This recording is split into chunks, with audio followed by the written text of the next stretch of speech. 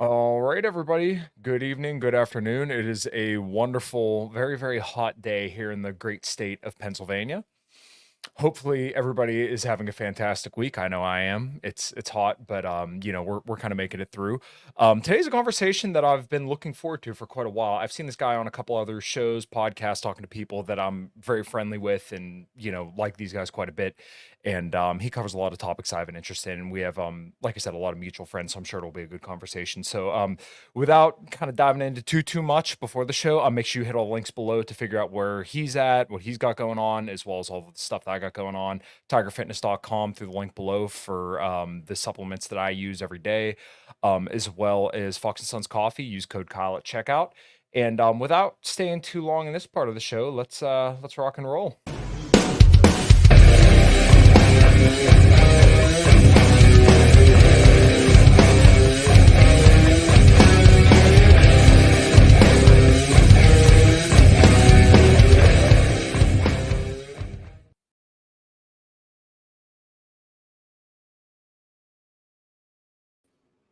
All right. And today I'm here with Mr. David Patrick Harry. How you doing, man?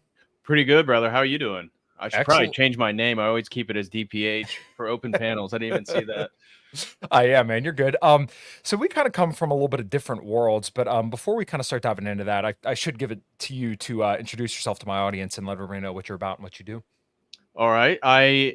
Name's David Patrick Carey. I'm a PhD candidate, finished in research on analyzing transhumanism, specifically comparing it as a new religious movement, a post-secular form of religion, and looking at its historical lineage and how it relates to or compares and contrasts with Orthodox theosis in regards to concepts of deification. So that's what my professional work is. And then I have a YouTube channel called Church of the Eternal Logos, which is really just me taking the sort of core frontima and lens of Orthodox theology and then Mhm. analyzing a multitude of contemporary topics, masculinity, whatever goes on, historical instances and events. So anything like that. So I kind of cover a wide swath of topics, all from the vantage point as a contemporary American Orthodox Christian.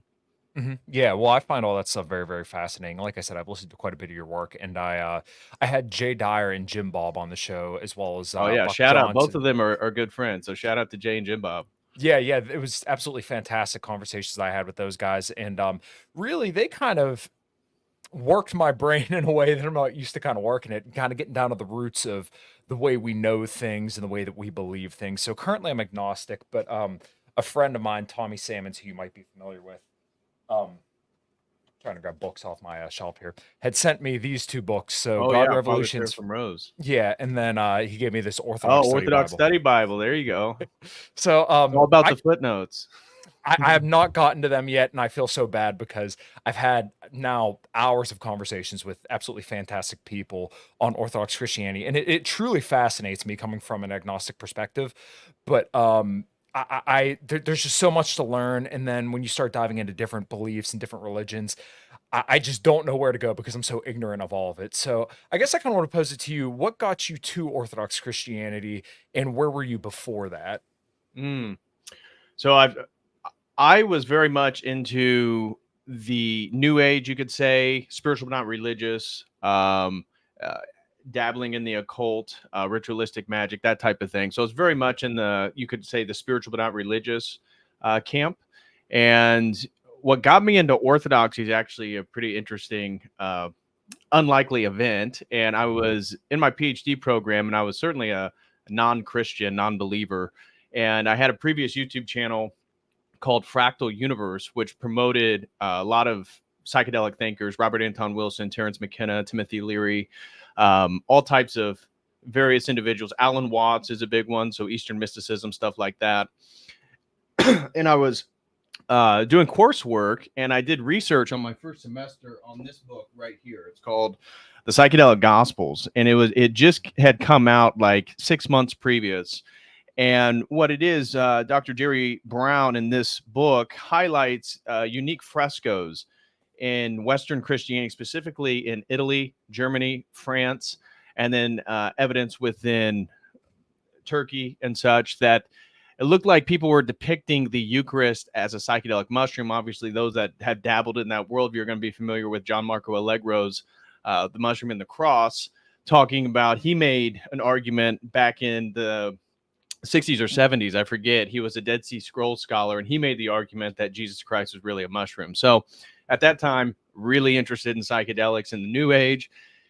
And what I wanted to do then was look into this and come to, do a sort of research paper on it. And by the end of my research, I came to the conclusion, a little bit different from the author, that this was actually arose in Western Europe due to a Gnostic revival of Catharism, also referred to as the Albigensians, and that where they were in Western Europe was also the place where these frescoes emerged. And there wasn't tons of them, so you have to look for them. Like Plaincourt, France, was a little chapel that was constructed by the Knights Hospitallers. And I was convinced that these Gnostic heresies, which at the time I was very much interested in Gnosticism and kind of promoted a sort of Gnostic Christian worldview.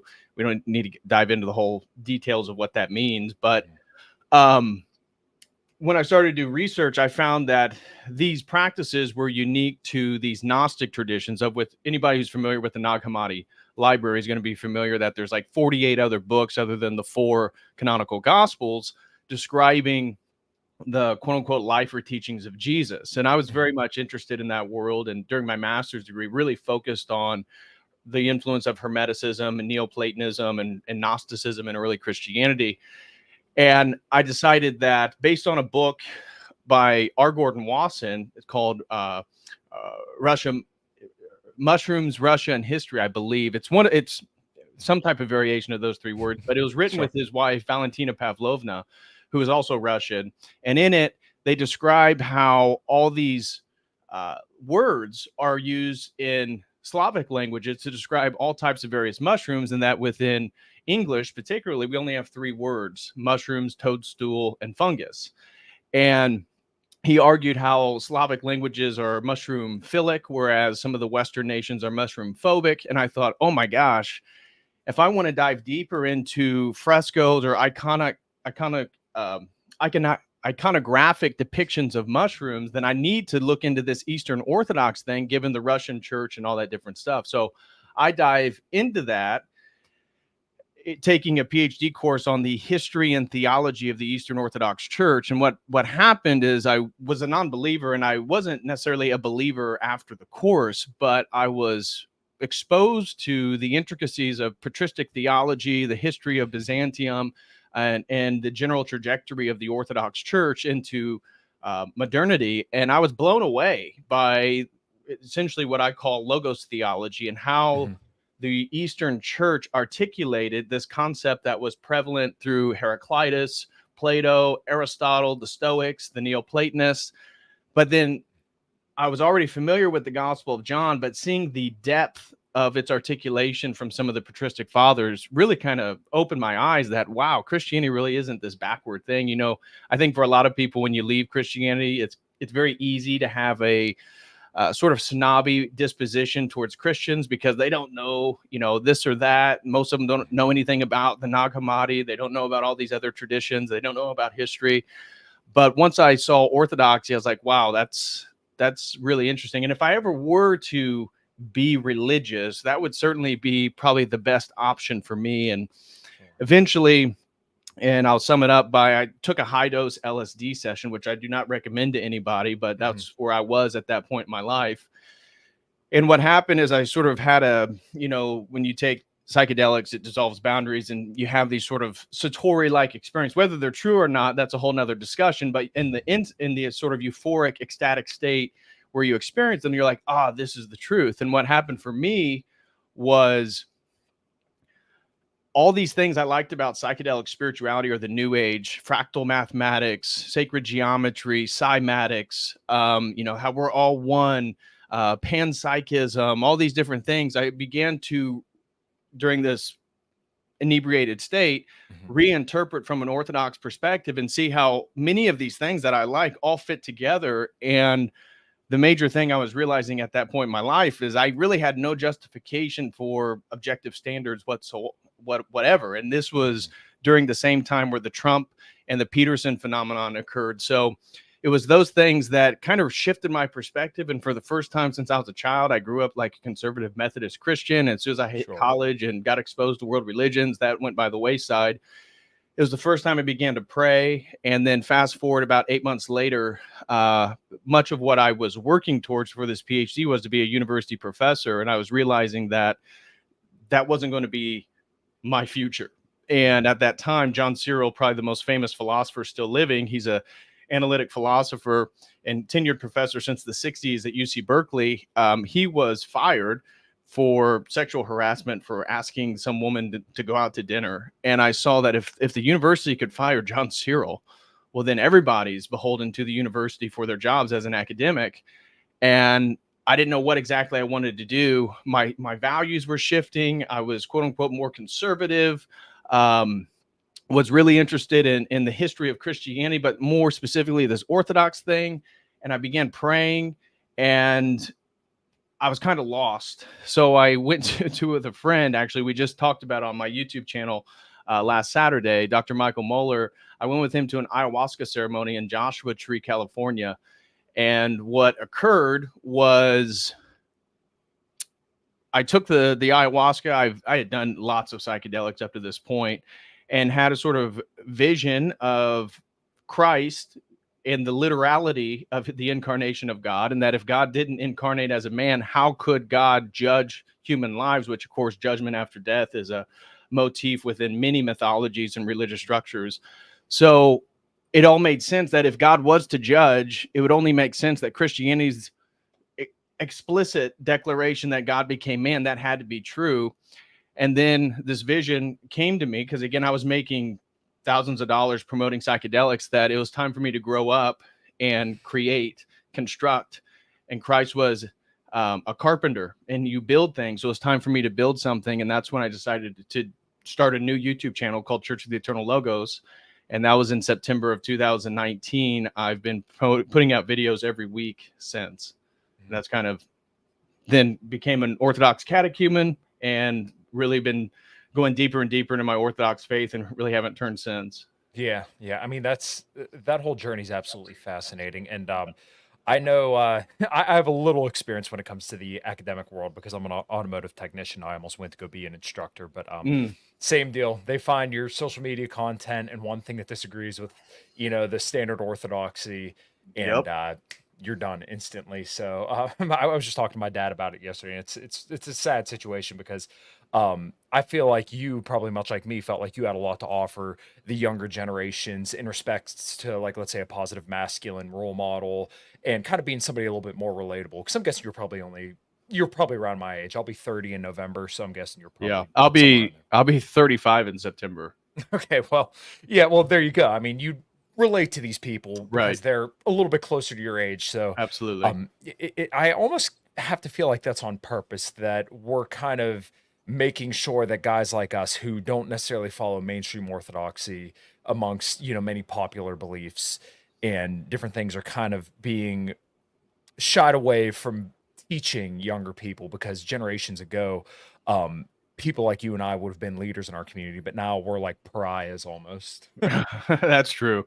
Yeah. Yeah. There's not really much community left in America. I think that's, outside so I'll just say outside metropolitan cities, there is Mhm. still a sense of community, but Sure. not to the degree of the mid 20th century for sure.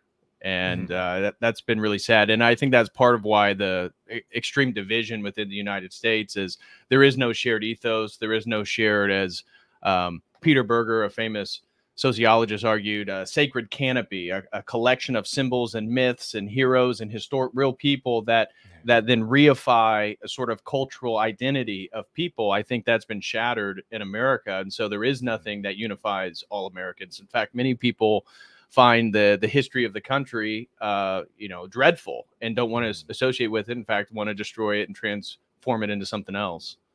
Yeah, and I think a lot of people tend to find their community around political beliefs, which I think kind of sucks if I'm being honest. I'm beyond blessed to play in a wonderful band and have wonderful people where we disagree on a host of issues, but those issues that we do disagree on, we can talk about them like adults and we enjoy Right. each other's company outside of that. But you see this whole phenomena with Trump and then amongst like these crazy woke progressives where like, if you don't worship the state of Israel and worship Trump, then you're outside my community. Or if Right. you don't affirm my pronouns and believe in all the woke ideology, then you're outside my community as well. So I think we eliminated a lot of this community and replaced it with hollow political identities where Right. people just kind of brand themselves on the internet as that. No, I totally agree. And I think social media has a huge role in that because Right. of the disconnectedness of actual face to face interactions. Right. People then take on labels as their sole source of identity. So, Mhm. ethnicity, where you come from, these types of things, your religion, these aren't our primary identifications as who we are. It's more so now. Um, what your sexual orientation is, what type Mhm. of clothing brands you purchase. And so this is all a degradation of identity. And unfortunately, because America, and I'm actually writing about this in my dissertation, is Mhm. the first and second Great Awakening was influenced by a millenarian perspective of like creating a worldly utopia for Christ's kingdom. And Mhm. America was believed even before the revolution that it was going to be the second Eden. And so I think there's a presupposition among Americans, and I'm just as guilty as anybody else, that we have totally fell victim to this concept of progress and have Mhm. no historical identity or perspective. Whereas, if you come from Greece or, you come from Albania or, um, Armenia, you're going to have a historical perspective of people, language, who you are. Uh, and I think as Americans, because it's so consumeristic now, and progressivism, whether you're claim to be a conservative or not, Mhm. like you're still on the same idea that, oh, we're progressing in so many ways and society's so much better. But what metric do we judge if society's better? Is it refrigeration? Is it morality? Is it lifespans? What metric do we use to judge whether society's better or not? And I think if you're coming from a traditional Christian perspective, we could say that, yeah, in a material way, there's many improvements, but Mhm. as people, I think we're actually becoming less than our ancestors used to be, because suffering is something that's, and this is Christianity proposes this, that suffering is actually what brings you closer to God and elevates you. And I know you're into fitness, and me too. Mhm. And that same mentality is how you build a muscle. Is you have to stress it, you have to fatigue it, you have to Right. nurture it, and then let it rest, and then it grows back bigger and stronger. And I think we as people, that I think that's a metaphor for almost everything. And Mhm. so this movement, especially transhumanism and technology, is trying to alleviate suffering. And what that's doing is creating neoteny, a term for the retention of juvenile characteristics. People are becoming more and more juvenile, more and more childlike, and the state is becoming the authoritative figure. And the God, as communism proposes, basically Mhm. the deific entity for most people. Yeah, I want to read the super chat real quick. CG here from Commentevic's channel. Support the people who support your people. Yeah, absolutely. So this kind of leads to another question, and I like how you kind of framed it around like, are we necessarily better off? Because there is this idea, like you said, with progress, where we're making all these technological advancements. People are living longer, but at the same time, we're also seeing birth rates decline, which like, And literacy, yes, yeah, that too. So, IQ, first time in yeah. recorded history, IQ's Okay. dropped at 3 years in a row. I actually didn't know that. Wow. Yeah, so I mean, are we really better off if we can, stream all the stuff that we do on our cell phones and then have AC around us, but though, we don't have kids and, new lives kind of coming about, um, and new ideas through new generations and stuff like that. There's a lot kind of in this whole, the whole deal with the Enlightenment where, should we just kind of focus all our ideas of progress solely based on the fact that we have a greater standard of living because there's like this inverse relationship of where we get more and more technologically and economically advanced, but though like the human capital and like the amount of kids that people have kind of goes away. I found that fascinating, and I kind of want to ask, it's like, can we have both where we like raise everybody's living standards where we're not doing such tedious labor, but still have giant, prosperous, potentially religious communities and families. Mm. I don't know. Yeah, it's an interesting point. Again, like with my dissertation, tracking the ideas of transhumanism, alleviating suffering and labor Mhm. is actually one of the main impetus, although beginning in the 1800s, so the 19th century, for why technological advance was going to create a sort of global utopia, and it was going to elevate and redeem man to the state of Adam before the fall. So everything that Adam lost, man was going to recover through technology. So, and whether people believe in God or not, I think most transhumanists actually have that presupposition still built in into their worldview. And so when you're asking about, um, you know, technology's influence, how did you put it exactly? But basically, like, there's an inverse relationship of technology as we get more technologically advanced that people seem to have less and less kids. Right. And Yeah. I was going to make the point that from a Christian perspective, when Adam and Eve were cast out of the Garden of Eden, no matter how any listener, believes, that's for your own. I'm not here to do apologetics, but Sure. they were casted out, and man had to toil and labor, and a woman had birth pangs. Right. So Right. we see that technology is trying to alleviate manual labor, which is Mm. something that man, it was essential for man's duty, Yeah. and it was part of his the taint after the fall is that he would have to work. And then also we see women not having children, and so I think from a spiritual level, this is a sort of moving away from the duties and responsibilities that we as humans have. Now, can you have a prosperous country with a high GDP and high standard of living and still be somewhat ethical? I suppose theoretically you could, but you would have to have a culture and an ethos that's embedded within a morality that collectively everybody's on the same page of like ethical behavior, and like what's the point of our culture. Right. If the point of your culture is to get more and more GDP and more things, which of course is the contemporary American mind of consumerism, then it's hard, where does morality come into play? And if the only thing is about consumption and pleasure and hedonism and not about responsibility and children and family, well, then you just jerk off to OnlyFans girls and you consume Mhm. products, you consume brands, you consume people, you consume, passive sexual activity. And I think all this stuff is, again, a juvenile characteristics that for us to actually mature as a species, the only way we can do so is through gaining skills as men, which means that you have to work at something. Now, that doesn't mean you have to do manual labor per se, although Mhm. I think that's incredibly beneficial. Yeah. I think this movement towards, these white collar economy and stuff, again, sort of Mhm. festers the dispositions that we're talking about. So I think you could, but unfortunately, there is no Western nation that you could say is still explicitly Christian. I mean, name a Mhm. Western European nation, Canada. I mean, America would be your best shot. And I Right. think you could make an argument because of the self identification of most Americans is still to be a Christian. But Mhm. when you look at the values, when you look at the cultures that the people create, right? We can talk about intelligent agencies and propaganda and the influence of people through media, Hollywood, all this different stuff. But it comes down to our free will being made in the image of God. What do you choose to do? And how are you going to utilize your free will?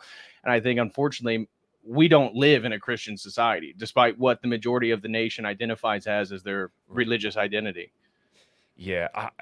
Something that really struck me to my core was when you kind of compared it to the Garden of Eden. And once again, I'm not religious necessarily. I'm still agnostic, but I'm still kind of exploring all these concepts and ideas because they truly interest me. But when you said that basically we alleviated man's duty to work and then now women don't have kids, there was a sincere feeling that I had when you said that. And I know myself as a guy, who goes to work every single day to beat, 200,000 mile GMC trucks day in, day out. There's something intrinsically rewarding about that, as frustrating as it can be. When the job's done and it's done right, it feels good. And, I'm sure that women feel great when they're doing, motherly activities. But, and same deal, like you kind of brought up working out, when you hit the next PR, right now I'm working on getting to a 525-pound deadlift. When Nice. you finally pull it, it feels pretty freaking good. Right. So there is something very, very deep inside us that kind of desires that suffering or a challenge to overcome. And then, it's never like happiness is never necessarily like a sustained state. Like you get that happiness in the doing. So when you finally do Right. something, you feel good about it, you appreciate it, but I mean, almost instantly, anybody who's done anything that's worthwhile, the moment after you do something worthwhile, it's okay, what's next? Exactly. Right. And as you are, I'm sure have already talked about it, know that testosterone makes effort feel good for men. Yes. And of course, there's a Yes. testosterone epidemic right now Mhm. in really in the whole Western world. So you talk about fertility, you talk about the lack of children, which we are below replacement rate. And so, we could discuss depopulation and why that is something that is certainly favored by the globalist oligarchs. But, Mhm. um, you know, people just are so controlled by the technology and pleasure and the rewiring of their neurons through the dopamine hits Mhm. that unfortunately people don't have a attention span. I mean, we're doing a live stream right here and this attracts the right Yeah. type of audience, but for so many people, reading, and we're talking about literacy and IQ levels, reading is a huge part of the ability to be able to be a critical thinker. And I'm not Yeah. here to say that everybody has to read novels or anything like that, but Right. there's a joke that people who move their mouth when they read. I forget which author it was, but they made a joke that my books aren't made for people who move their mouth when they read, because you have to build up that interior voice when Mhm. you read, and that is the same voice that is utilized to critically think. And so people aren't really in control of themselves, and so that which is controlling them is their sexual desires. And I think that's one of the I know we're going to get into masculinity, but this is one of the big problems with men, is because of the over sexualization of our society. We are not, you know, we're not having families, we're not having long-term relationships, we're not having children, and yet those innate desires are still within us. And so then people sit there and masturbate and they watch pornography, and they don't go out and get PRs. They don't focus on doing the hard effort work that makes you feel good. And I think that the journey to Christ is that process. So one of the gifts is not that you have a ecstatic, euphoric experience and everything's good after that. It's, Mhm. as we talked about with the fitness or anything that you do hard, or completing a job site, and then afterwards you feel good about the quality of work. That is the same metaphor for our lives and our journeys towards God. Like, it's Mhm. the journey that is actually the reward, and that's what really makes people happy. And so as people pursue the hedonism and whatever pleasure is offered and stimulated, you know, they just become more and more weak, and they don't want that hard work. Yeah, and there's always readily available sedation. So I know a lot of people want to sit here and hypothesize about like all the foods and stuff that's kind of sedating them, but really it's just because, we were hardwired long, long, long, long ago to essentially seek out, heavily dense calories. And now, basically food companies had figured out that, hey, we like eating this stuff, so therefore we're going to sell this to you, and it's going to Right. be ever so easy for you to sedate yourself through food. I have a tweet and I always think about it. And when I see people talk about like civil war or something like that, I always try to share it. And I think it was something to the degree of there is no civil war while you can drink a high noon, watch porn, and eat a Dairy Queen Blizzard, Right. because you'll be far too sedated and far too comfortable to ever get up and ever do anything. And that to me, I know I said it, but I thought it was prophetic. It didn't go like viral or anything like that. But every single time I see people saying civil war, I'm like, nope, that will never happen. So Right. long as, the lights shut on and off, you got your AC and all that stuff, you I will agree. never do a thing. Right. And as Rome used to say, to prevent war, that's, make everybody go to the Colosseum. Mhm. Because I think, and I love sports, and I love, for example, the Stanley Cup's going on right now, and Mhm. hockey, Edmonton and Florida. But competition is innately masculine. Mhm. And so Yes. as the workforce, all these different things, they're making requirements to make it less competitive. But sports in general Mhm. is a sort of masculine outlet for rage. Mhm. And so same thing with football, and so unfortunately, this is also a way in which people, like you said, there's not going to be a civil war when everybody has their Dairy Queen and they are able to drink their beer and then watch sports and masculine competition and allow that to be the outlet for their own frustrations. Mhm. And once the grid goes down, once the food isn't there at the store, people are going to be in a really tough position. But if you're just looking at the tendencies of geopolitics right now, that's a real threat.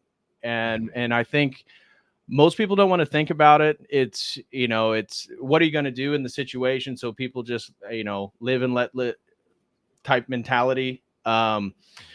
And this is, I think, again, just part of the symptoms of the Western man, you know, being inundated with mass migration, being feminized through the technology, through his sexual appetites, and of course, pornography leads to more and more hardcore pornography. And shout out to my friend Rachel Wilson, who wrote an Mutual article. friend. She's Okay, yeah, fantastic. Rachel Wilson. Check out her Substack. Mhm. She has a, I mean, this is something, you know, you can't be lighthearted to read this. It's actually really dark stuff, but it's, she has an article on hypnosissy porn, which is this, the using of binaural beats, and men start watching pornography, they get in harder and harder forms of pornography, and then they'll eventually get into this sissy porn, and it starts off softer and moves into much more harder stuff where they're using binaural beats to activate your neurons and feminize men. So it starts getting into sexual actions in which men are being penetrated first, probably by a woman, or, you know, it's subtle to the point where at the end of this tunnel, and she does a great job documenting the whole framework of this phenomenon.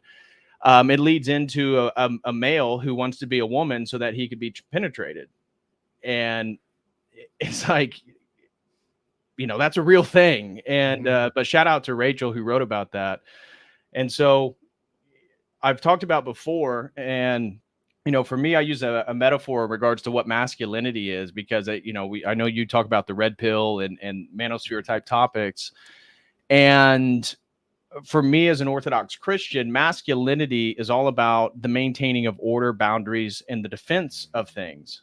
And so I talked about how psychedelics dissolve boundaries. And I would argue personally, I have tons of experience with them, the psychedelics actually do feminize you because of the dissolution of boundaries. Now, you know, just for anybody out there saying, oh, what about all the John Hopkins studies for PTSD? I recognize all those. I'm not saying all that's not real. I think if you have traumas and you can dissolve boundaries, maybe you can dissolve past the psychological trauma that is being instilled within your mind. I agree with all that, but psychedelics dissolve boundaries. And I think when you look at the men who are going to, you know, these festivals or Burning Man, you know, these aren't the most masculine men in the world Yeah. because they're being told to dissolve these boundaries, the boundaries between male and female, the boundaries between men and women.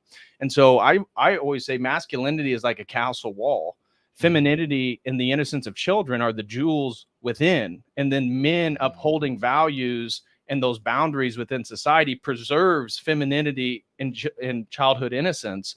Mhm. You look at our society, men are so weak, those walls have crumbled. The enemies have, you know, conquered the gates. And now traditional femininity through radical feminism and then the sexualization of children, this is the evil one. This is Satan and his attack on something that men that follow God are supposed to preserve and protect. Mhm. Right on. Yeah.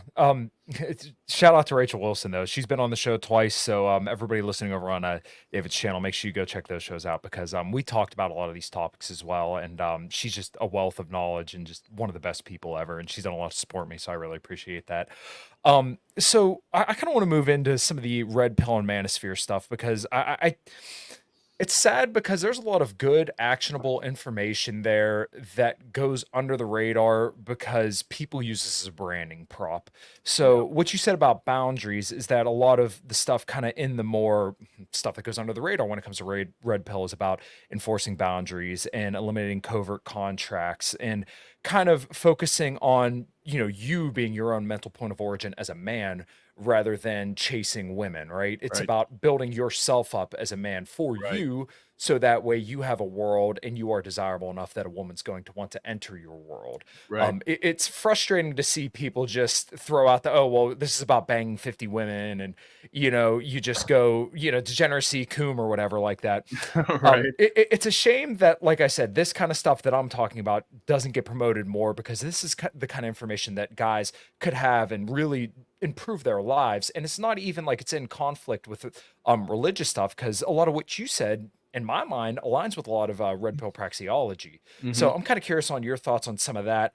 And then obviously with a little bit more of the flashy, unfortunate, just brand red pill that's not like the actual actionable information. And where, if there's any confluence or contradiction with your religious beliefs. Hmm. So I've had conversations with Rolo over on the Crucible. So shout out to Andrew Wilson and the Crucible Mhm. crew. Um, and I would agree with much of the descriptive nature of the red pill regarding Mhm. com- contemporary sexual relationships between men and women and dating and marriage. And I'm with them on all their critiques of legalistic marriage Mhm. and the state being involved in everything, alimony, divorce courts, child support. Again, concede all those. When it comes to the prescription, what is Mhm. the prescription? And sometimes, so somebody like Rolo tries to say that he's not interested in offering prescriptions per se, but to continually document the descriptive dimension. Mhm. Um, but many people do offer prescriptions, Mhm. and what it leads to: building social status, acquiring wealth, attaining a physically fit physique, and being able to acquire and have a sort of leverage over Mhm. women in the dating market. But even if you do all that, that doesn't really affect everything that we just talked about in regards to the crumbling masculinity, the wall of masculinity that preserves female, true traditional femininity and childhood innocence. Mhm. And so, in regards to the prescriptive stuff, I really don't get where they're coming from, because much of what they argue for is just another form of feminism. And Andrews highlighted this. I forget which dating coach or red pill guy he had on his channel one time. And you start acquiring, and they say, "Oh, we hate feminism. We're not interested in feminism." And then they say, "Oh, yeah, I live a really promiscuous lifestyle because I'm a good looking guy. I got money. I got social status. I can go to the clubs. I can get in the VIP section. Yeah, I take girls home, 2 or 3 times a week." And it's like, well, what has occurred that allows women to be so sexually promiscuous? Well, it's feminism. So aren't you just a male feminist that is encouraging feminist behavior? And yet then you talk to men and then tell them how bad feminism is. It's like, well, you're contributing to the problem, and you're contributing to more promiscuity and promiscuous women out in the world. So how do you change that? And I would argue that it's not so much about building yourself up for yourself. I Mhm. mean, if we're really trying to talk about the correction of culture, so I think, so for some men that are in the red pill and the manosphere, they're just not. That's not what they're interested in. They're not Mhm. interested in like course correcting culture, and many of them will say that what we're talking about in our prescriptions are to assimilate to the contemporary standards of women. It's not so much to forcibly move into a new direction and then acquire women that are willing to sort of play the game that you're playing. They're Mhm. saying, well, we're going to just go ahead and play the game that the women have already played that we complain about. And it's like, well, that's not ever going to change the game. I would argue, you have to be a man that first focuses on God or some type of transcendent reality, Mhm. because I don't know how you can fully be a traditional man and not have something that you're worthy to die for. For me, it's the Orthodox Church. Sure. And I'm a convert. I didn't grow up in it. It's something that I came to later in my life after I made a lot of mistakes. But, I've asked men that, like, what are you willing to die for? And some say there's not anything, probably their own self-preservation. Some say it's their family, or their girlfriend or something like that. At least that's moving in the right direction.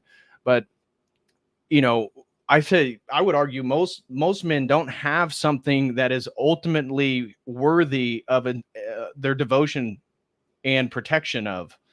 Mhm. So how these men are going to navigate and how are they going to elevate themselves in the contemporary standard?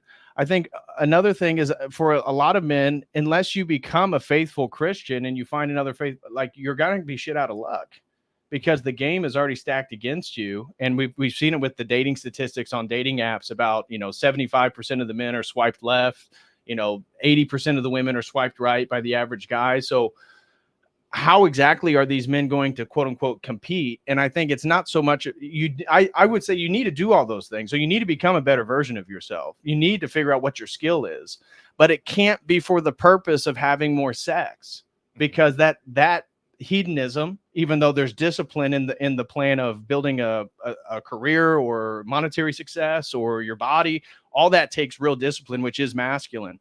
But once you do that, what is it all for?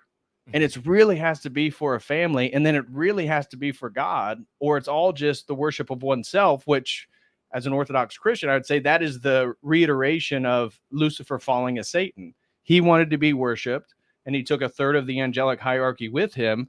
And so the way in which Satan is really working on men and women, and this is why they're both pursuing hedonism and sin, is to just worship yourself. You have your own truth. You have your own vision. You have your own needs that need to be satisfied. And I don't know of any great man in history that we honor because he was totally concerned with his own self-pleasure. In fact, the only ones I can think of, those are the ones that are mocked. And the men that were willing to die for something, whether it be their people, their nation, their family, like these are the men that actually are revered. And so how many men are we making right now that are going to be remembered in history for actually something that's traditionally masculine? Not so many. Yeah, there's a lot to unpack there. Man, where should I start? When it comes to red pill stuff, I like a lot of what you said. I think where they kind of come from is that like a lot of this is kind of like, okay, well, here's the information, and then you can kind of fill in the blanks from there. Where like I think for a lot of people, they do like to kind of go the monogamous route. I mean, I'm married. It's just a lifestyle option for me. I love my wife dearly, and we live a great life together. We're gonna have, family and hopefully correct the courses of both our families. Not that they're terrible people or anything like that. That's a whole nother topic. But for me, it's more of a lifestyle thing, and I think a lot of other guys kind of fall into that place too because they find that the whole spinning plates and pursuing hedonism for hedonism's sake does tend to get tiresome, and that at least in my experience, it eventually did become lonely. Although you can enjoy the presence and the company of a lot of women, eventually it is nice to have somebody that you just genuinely enjoy being with. That person, you genuinely enjoy experiencing life with this person. Right. I think that's what a lot of red pill information could guide guys to if that's the Right. path they choose. And I generally think that's kind of where a lot of guys want to go because I think there is something to that like, yeah, we enjoy sex for, because it's part of who we are. But Right. at the same time, I do think we generally like having a companion to go life through. Absolutely. And what's the point of the relationship is not to build something greater, which is obviously a family. And as I said, I think a lot of men are going to be shit out of luck because of the elevated standards that women have and expectations. Correct. When you look at history, and this is one of my big hobbies, is watching like overviews of historical battles and stuff like that. For much of history, a lot of men died in battle. And there was always, and men are expendable, as the red pill and the manosphere talks about, Yep. going to battle. Of course, the US now is going to have women in the in the draft. in the draft. Yeah, exactly. So not always, not the case now, but historically speaking, they grew up in cultures in which people got married young, they had children as young as they could, and then men were potentially going to die before the age of 35 for the defense and preservation of their people. And so obviously that's not the case now. And we live on a planet that has, from last my understanding, is about 8 billion people, fourth of which is in one country, in China. So, what young men are going to do, obviously, if you're a young man and you haven't had much social status or sex, the red pill and hiring a dating coach or somebody that's going to help you, get your image together, learn how to correct hygiene, how to present yourself, how to speak to people, build up your confidence. I think all those things are good. My criticism with the red pill then is like, well, what then? And so in regards to these minor steps that they provide for people, yeah, those are good. And I think every man needs to work on themselves. I don't think a man can be satisfied unless he's constantly getting better at something. It doesn't mean that you're going to be, the biggest or strongest. It could be you're an artist. It could be your plumbing career. It could be whatever your business is. You have to have some metric of personal growth and progress. And when we're talking about, again, all the guys that are addicted to pornography and technology and social media, that is stunting them to have any sort of progress, which leads back to the juvenile characteristics. Neoteny, one of the examples is like a pig. When you put them in a pen, they have pink skin, they're hairless, this type of thing. You let that same pig out of the pen into the wilderness, its skin's going to get thicker, it's going to turn black, it's going to grow tusk, it's going to have hair, which shows you the environment that an organism lives in can actually dictate its genetic expression. And that's true for us as well. You know, people, you look at testosterone rates and just have the masculine presentation of young men. You know, I was watching a video from like the 70s, the 80s and 70s on YouTube or something. Yeah. And these high school guys looked like they were in their like late 20s. And these were like 16-year-olds. But because of the toxins and the foods and the chemicals and everything that we're inundated with, and then the technology and then the personal choices and then the addictions, you know, people are in a juvenile state. Right. You know, I think this one super chat kind of gets to the topic that we're talking about here. Gents, how do you, as an Orthodox Christian, decipher God's will slash calling for your own, you and your own selfish wants? For example, I want to move to Florida. Is this God's will for me or my own personal want? I want to throw it over to you first because he asked as a Christian. Once again, I'm just interested in this stuff. I'm far too ignorant to even comment on what, God's interpretation of somebody's will would be. So my general response would be obviously to pray about it. If they are an Orthodox Christian, you could talk to your priest about it. But in regards to just making life decisions, how do you know which direction to ultimately go in? You're not always going to know. And that's part of the growth and maturation. And so you don't have to make the same mistakes I made. But as a man and to mature, you have to make autonomous decisions and follow through with them and see what happens. So, for the super chatter, they may have moved to Florida. They may move to Florida and it may be exactly, and Providence will occur. They'll make the move. They'll see how things fall into place. A new job opportunity, a new life opens up for them, or they move and it's the exact opposite.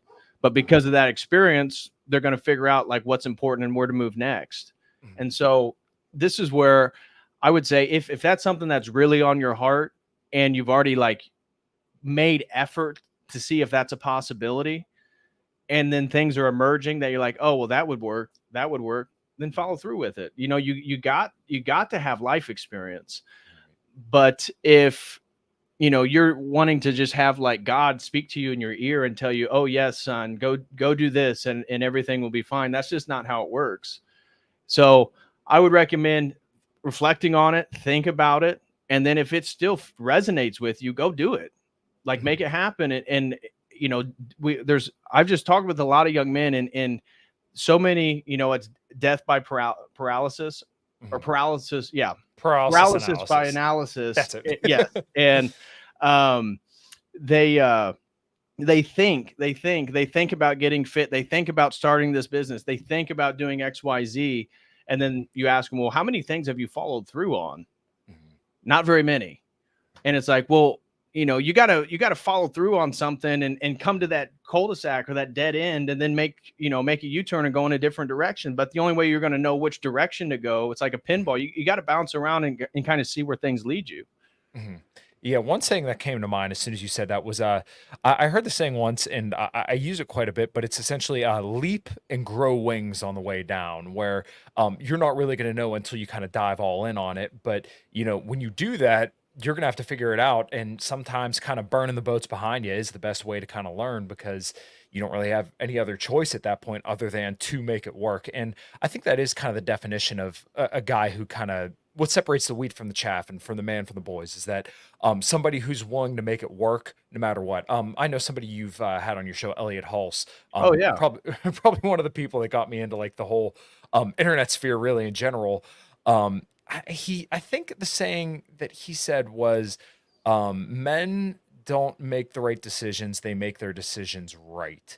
And that to me always resonated. I love it's that. it's not perfect, but at the same time, it's basically, leap and grow wings on the way down. Make your decisions right. Do what you're, make whatever you're going to do right and do it right. I always found that to be very, very powerful. No, I totally agree with that. And, and to look at what your providence is. So, I've talked with young people and given the state, these are like early 20 guys, maybe coming right out of college. and they see what's going on in the world and they think, man, I need to get out of the US. I need to go to, choose a place in the world that they perceive as better than the US right now. Yeah. And I'm not here to Perceive is defend. the big Yeah. word too. And I'm not here to say that life in the US isn't degrading rapidly. It absolutely is. And I would say it's happening in all Western nations. But then I'll ask him, like, where are your parents at? Oh, they live wherever I grew up. Are they in good health? No, they're not really in good health right now. And, I'd love to see them more, but, I live in a different state now, or I've gone on my own journey, or they still live in the same town.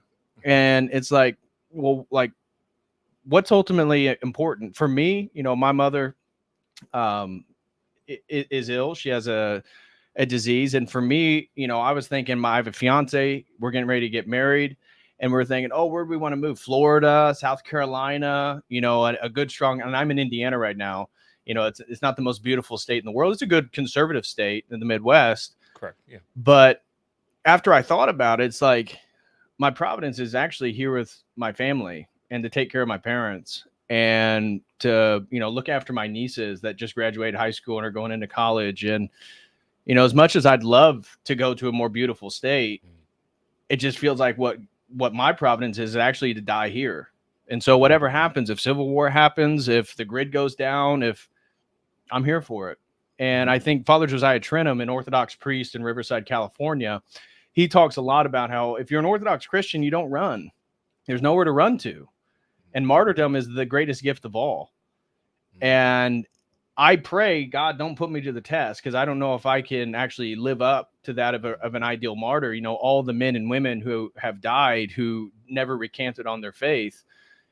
But at least with the life that I've been given by God, it seems like that's my providence, and I'm not going to be going anywhere. I'm going to be dying here, and I'm going to make sure that I look over my family.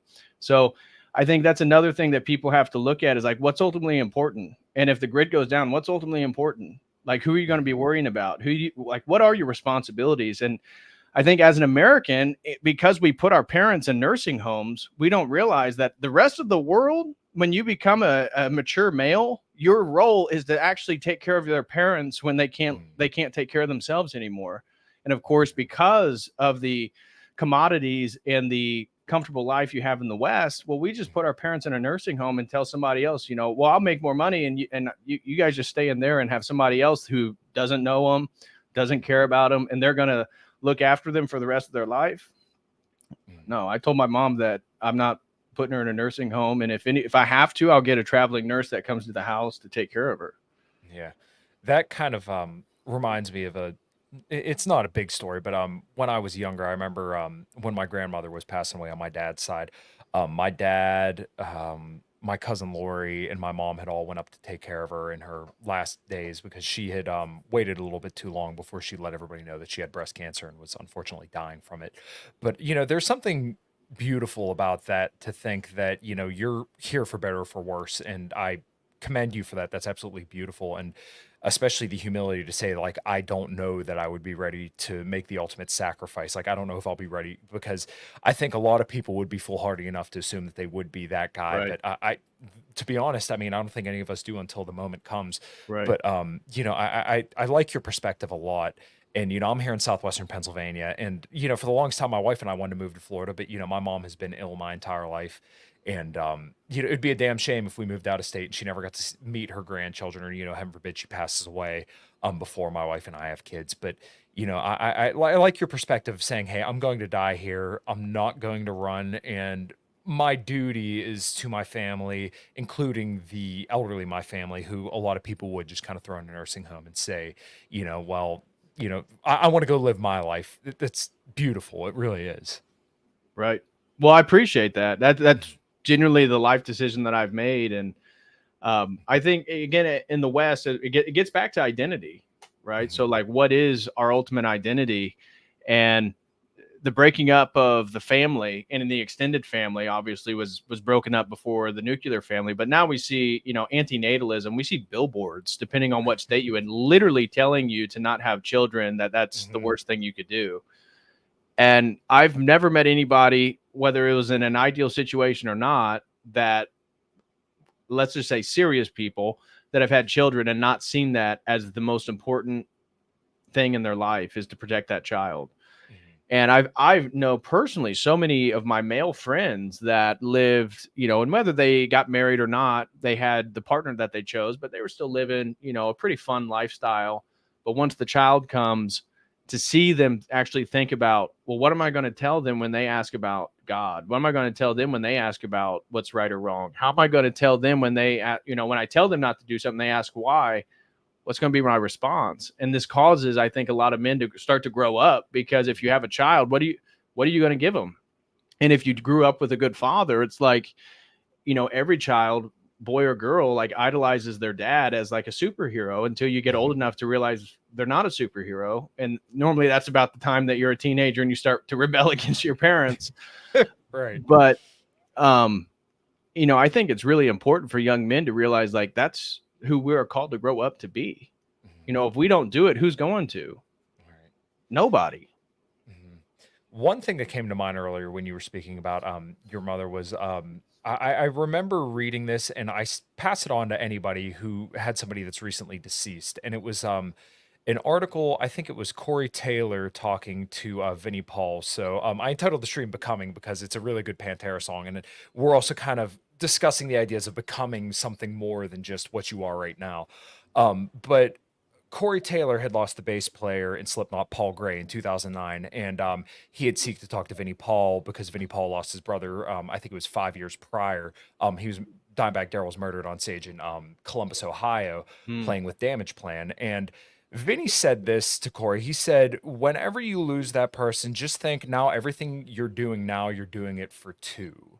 Hmm. And that just it reminded me when you were saying about your mother being ill and everything like that, that yeah, everything you do, if you do lose that person, you're doing it for two. So I know that that isn't necessarily tied, but I just kind of wanted to share that with you and kind of get your Yeah. thoughts on that as we kind of wrap out the show.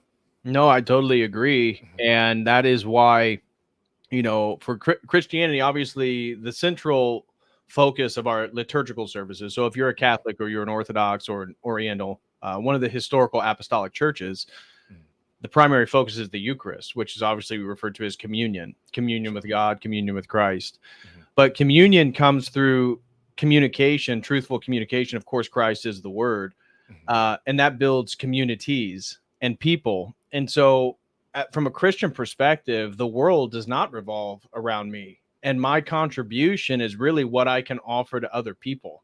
And again, obviously, Christ, whether you believe in Him or not, obviously I do. That's the ultimate giving, right? That's the ultimate responsibility. That's the ultimate masculine Mhm. thing, to come and redeem those who aren't essentially worthy of redemption, and take it on your own as your own responsibility to be betrayed, to die in a horrible way. Um, this is what every man is called for. Mhm. And servitude to other people, I think, is the most beneficial thing that we can do as men. But we're so educated going up through school is like what job you're going to get, how much money are you going to make, literally. And I see these conversations all the time. It's like, it's important to think pragmatically and think about money. This is also part of it. But I speak with guys that are in college and they do something they hate doing. And then they tell me, oh, well, according to this website, they make this much per year. It's like, but so you're going, I mean, that's another form of slavery. You're going to give your time and efforts towards something you don't even care about for a paycheck, no matter how big the paycheck is. Mhm.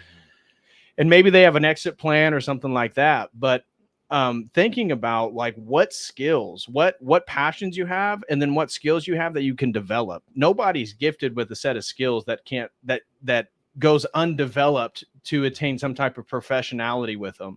You have to develop your skills, but the skills are for the servitude of other people. The money is for the servitude of other people. As a man, my money, especially once I get married here in the very near future, it's not about me wanting to buy the thing that my latest desire or the latest flashy thing that I saw.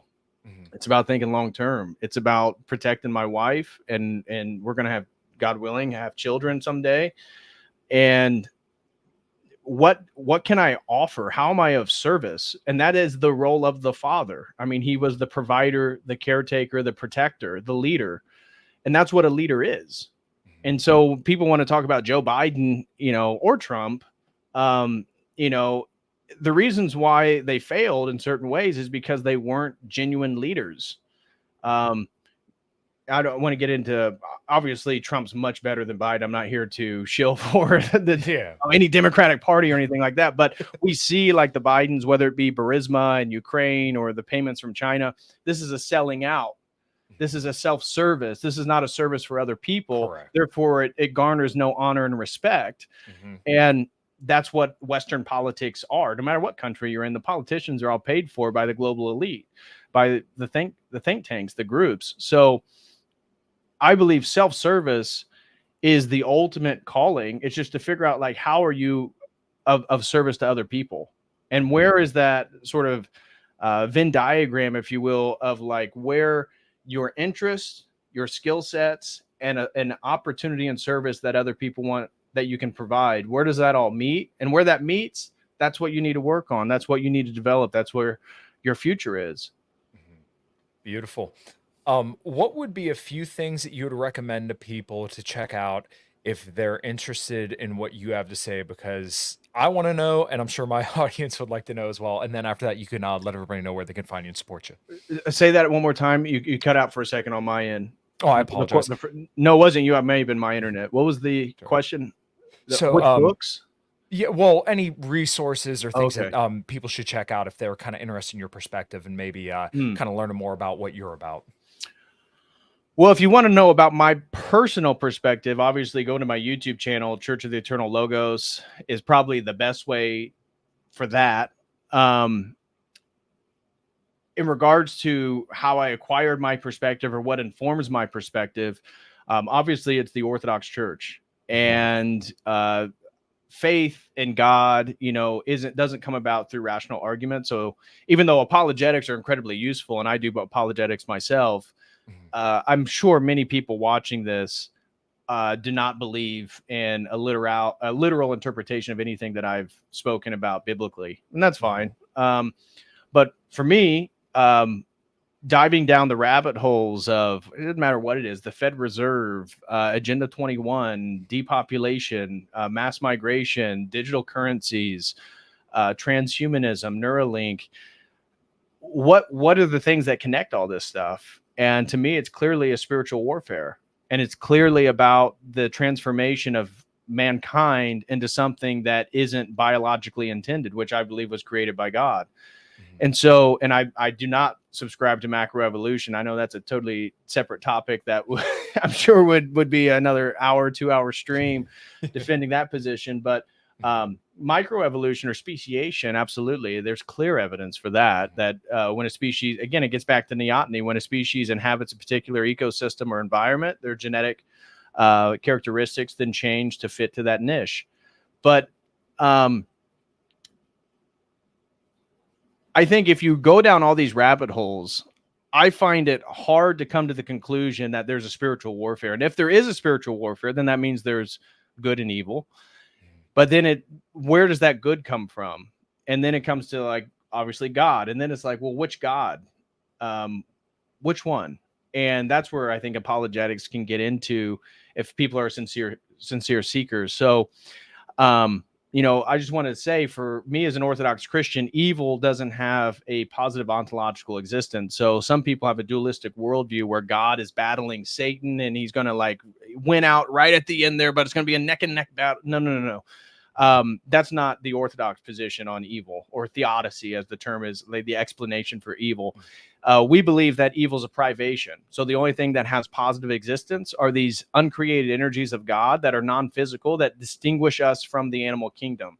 Logic, mercy, compassion, truth, love, honor, glory, rationality. These things separate us from the animal kingdom.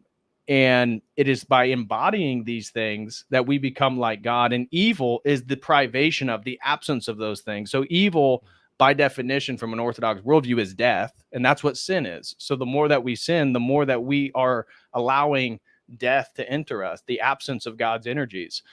So when I then look at the world and I look at all these conspiracy theories, whether it be, fiat currency or whatever it may be, Neuralink, it's all about a transitioning to us, and I would say an attack on the image of God, being made in the image of God. Now, some people obviously listening probably don't believe in that, but I do believe that we are the epitome of creation. And I don't believe that through a macroevolutionary process that began with the Big Bang, 13.8, but now I think they've doubled it. So it's like 26 point something billion years ago.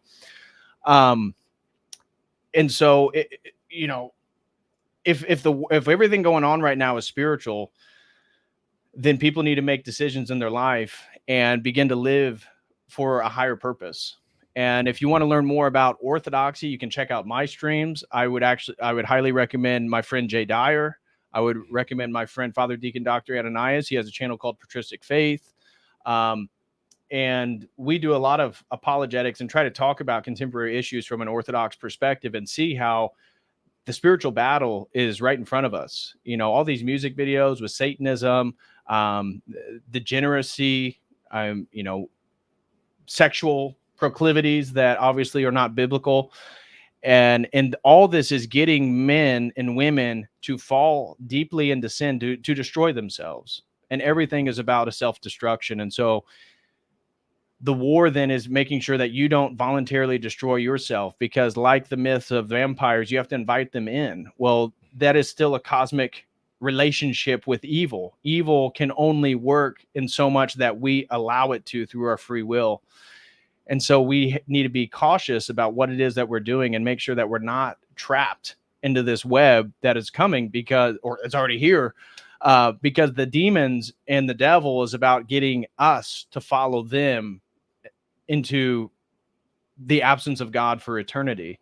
And so the war is not between evil and good. The war is between evil and mankind, who exist in time and space, that can make free will decisions that will fall, but then can repent and move in that correct line. So if you need specific books on Orthodoxy, I recommend things like Byzantine Theology by Father John Meyendorff. If you're a bit of a head and you like history and you like just a detailed explanation of what the Orthodox Church is, how it came about, the Great Schism, and how the Latin West developed in a contrary movement to the Greek East, check out Byzantine Theology. If you're more sophisticated in philosophy and stuff like that, my favorite book is obviously The Cosmic Mystery of Jesus Christ by St. Maximus the Confessor. This is a really fantastic book which gets into archetypes of creation, logos theology, that type of stuff. And again, the cosmic theological perspective of Christ's incarnation. So bit of a rant there, all over the place. But if you guys have any specific questions or books concerning specific topics, you can always reach out to me. My email is churchoftheeternallogos@gmail.com. I'm on X at @_DPHARRY. And also on Instagram at DPHARRY. So if you're on any of those platforms and maybe you watch something or you want a more specific question to a topic, feel free to reach out to me and I'll get back to you guys there. Beautiful. This was a fantastic conversation. I had a feeling it was going to be, and it's been probably one of the more enjoyable conversations I've had in quite a while. So yeah, if you don't got anything else, we'll close her out there. Absolutely. Well, thank you, Kyle, for having me on. I really appreciate it for the platform. And absolutely, we should do another one in the future. Shout out to Jim Bob. He's in the chat. Kyle, there we go. I see my brother Jim Bob. God bless you and the family, Jim Bob. Safe travels to Las Vegas. He's doing an in-person show with Dyer. I think next week or in 2 weeks. I'm not sure. I don't know the specific date. It's in June though. I know it's towards the end of June. So shout out to Jim Bob. Shout out to Jay Dyer.